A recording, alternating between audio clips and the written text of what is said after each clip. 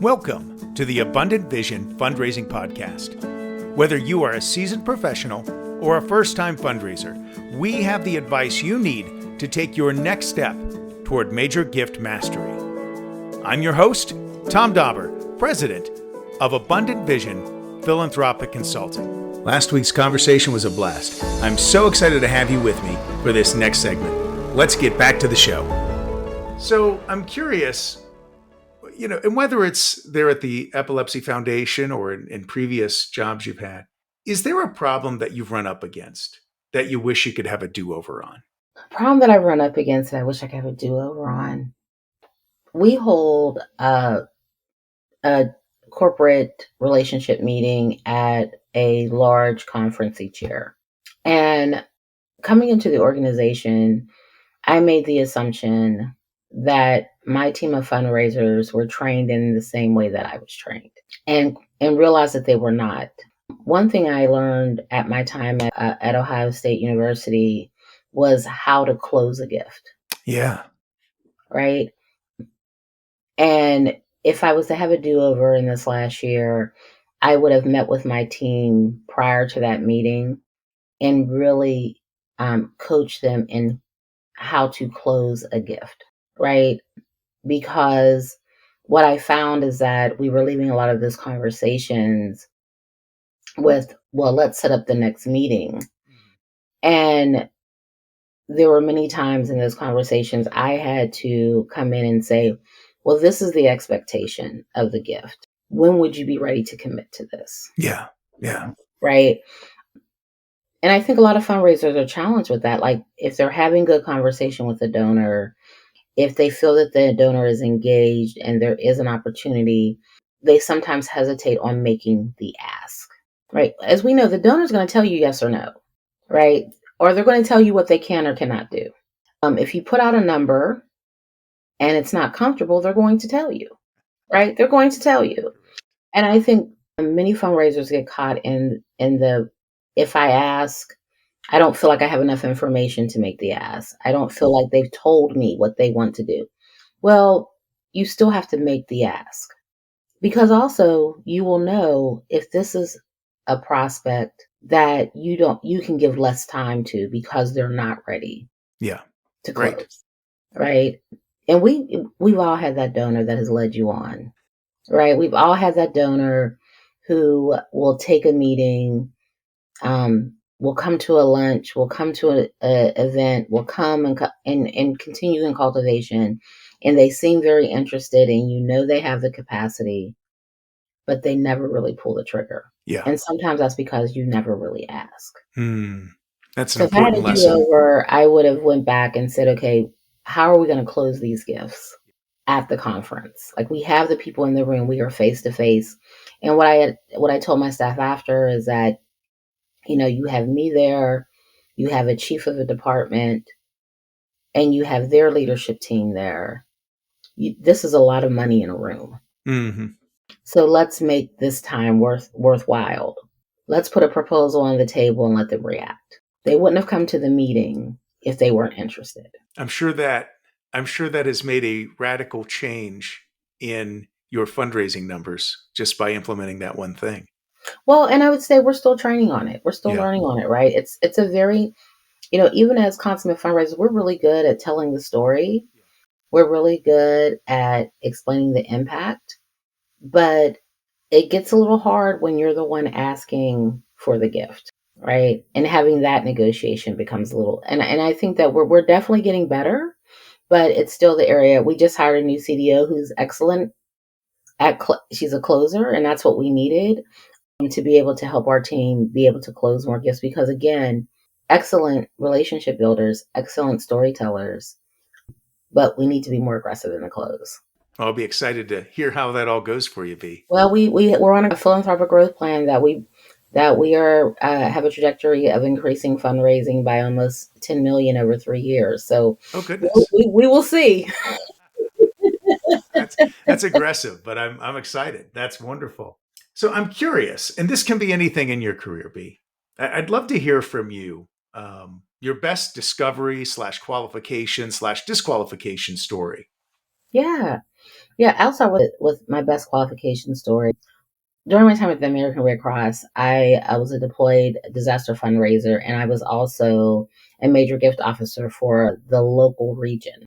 And in the Red Cross, you can typically hold two roles depending on crisis, right? And we were looking for a way to ignite the foundation community to give to the Red Cross. We just came off a disaster, I believe it was Hurricane Harvey, and we were attempting of how do we begin to engage these, particularly family foundations, and this was in Pittsburgh. And as you know, Pittsburgh has one of the largest philanthropic communities in the country. That is where Heinz, Carnegie, all of those foundations, and it had spurred a large community of family foundations. And we were really looking to tap into those funds. And the program officers really weren't responding to the foundation in the way that we thought that they would. So I went to my CDO at the time and said, we should hold a cultivation event. We should hold a cultivation event. And there was some hemming and hawing about it. But we went through with it, and we brought in our national director of disaster recovery. And there was a foundation that we had been trying to get to know and trying to get them to know us with no avail. But they showed up at this event. This family showed up at the event. And they were so enamored with the director, right? They were so enamored with just what he had accomplished, the stories he was telling about how he was supporting communities and things of that sort. And they were like, okay, we're in. 325,000. All right. And this was they still continue to have this relationship with the family, but this was a family that, other than having an invitation to that event and being able to meet that person, would not have made a gift to the Red Cross. Like I said, this was, years of trying to engage this particular donor without any success. But it took that one-on-one connection. And my advice was like putting people in a room together it wasn't about me as the fundraiser. It was connecting them with the person that was going to make the most impact for them. Gotcha. So that was my greatest identification, because again, they were pretty obscure to us. And then within, 24 hours had made a gift, a 6-figure gift to the organization. Tom Dauber here for Abundant Vision Philanthropic Consulting. Fundraising can be hard work, and it can be hard to mentally get into the place you need to be in order to see new opportunities. Everyone struggles with it. We are like the fish in the fishbowl who just can't see the water they're swimming in. That's when having outside expertise comes in handy. For 25 years, I've been helping nonprofits analyze their challenges, discover new ways forward, and develop clear plans that lead to greater fundraising revenues. Now I am available to help your organization develop the abundant vision it needs to inspire new levels of philanthropy at your nonprofit as well. Check out abundantvision.net to start your journey toward greater fundraising success today. Now, back to the show. I'm curious, did you have a chance to talk with them about what got their interest specifically about the event? What did they say? Well, they said, they were, because we were talking about a national issue and not just something that was local, they wanted to come and hear about it, right? What had happened, because of course, Hurricane Harvey was a huge disaster in our country, right? Followed by Irma and Maria. And so they wanted to hear that, how does the Red Cross operate in this way? What were the success stories? Because honestly, at that point, the Red Cross there had also been some negative press about how the Red Cross operated as well, right? But when I talked with them, they said they were really surprised to understand that our local resources ship to crisis areas in time of crisis. So their particular gift was for an emergency rescue vehicle, a Sprinter van that would travel from Pennsylvania to a disaster site. And in their mind, that was their way of helping in national disasters with a local point of view. Wow. That's cool. So you broadened the vision and it captured their attention. That's great. Absolutely. Very good. I'm curious, and I mean that story could count as both if you wanted, but I'd love to hear your best cultivation story. Mm. So during my time at OSU, I was really, really blessed to have met a family working in rheumatology, the Schwaber family. And at the time when I arrived, they were making about a $250,000 gift to support the lupus research lab. And that gift was important, really important to the department. It was really, really important to the department and to the chair, Dr. Jajor. And we really worked hard to engage them further in the work of the lab. Even so much so, their daughter lives here, lives locally in the Dayton area. And in one conversation, they mentioned this bakery that was world renowned, like this bakery everybody loved. So I worked with my stewardship officer, and we had a Zoom call planned.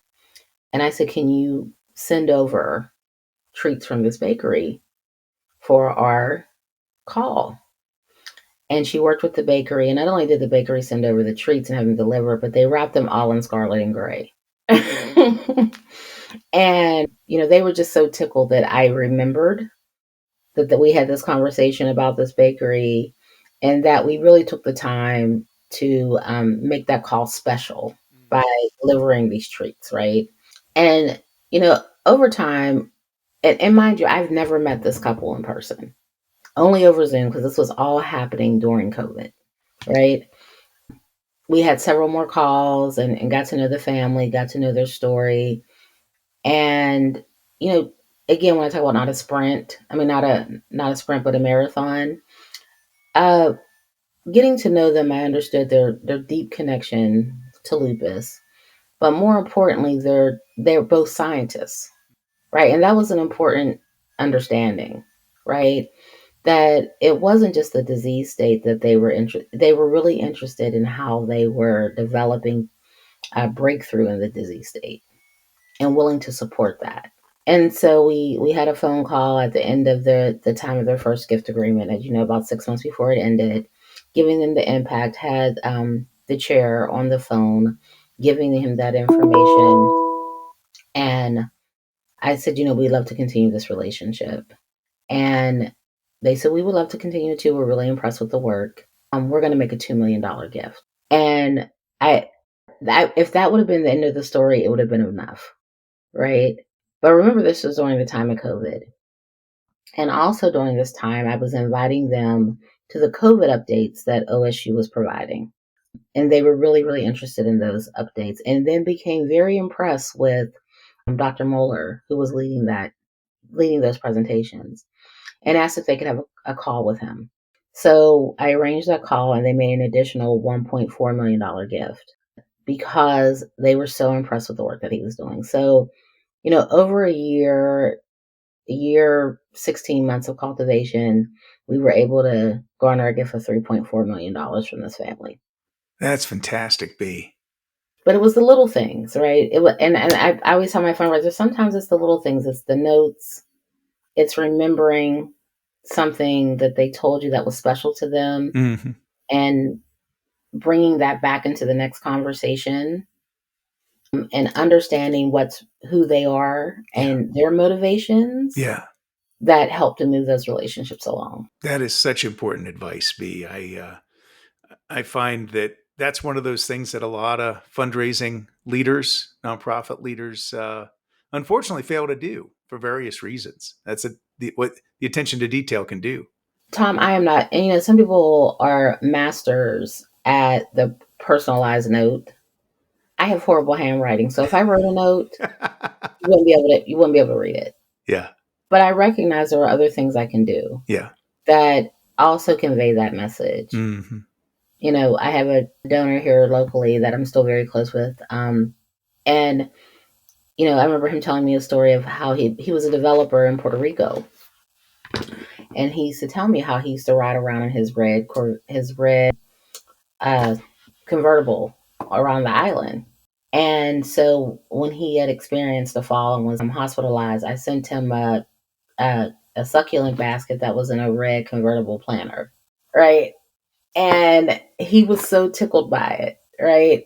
But it's things like that, just like letting them tell their stories, letting them tell you their lived experience, and remembering small details from that.